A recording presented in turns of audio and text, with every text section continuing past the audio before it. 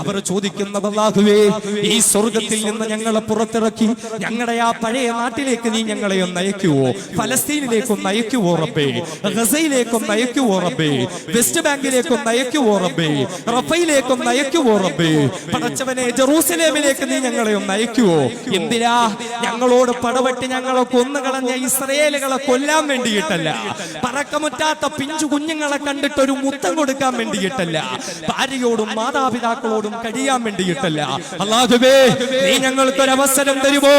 ഒരിക്കൽ കൂടി ഞങ്ങളുടെ ശരീരത്തിലേക്ക് ഈ റൂഹുകൾ പ്രവേശിപ്പിച്ചിട്ട് അല്ലാഹുവേ, വീണ്ടും ഞങ്ങൾക്ക് ആ ഇസ്രായേലിന്റെ അധിനിവേശ സഖ്യത്തോട് പോരാട്ടം നടത്തി ഒരിക്കലല്ല, രണ്ടല്ല, 10 തവണ ഒരിക്കൽ കൂടി നിന്റെ മാർഗത്തിൽ രക്തസാക്ഷിത്വം വരിക്കാൻ ഞങ്ങൾക്ക് അവസരം തരുമോ റബ്ബേ എന്ന് ഫലസ്തീനിലെ രക്തസാക്ഷികൾ അല്ലാഹു റബ്ബുൽ ഇസ്സത്തിനോട് ചോദിക്കുകയാ.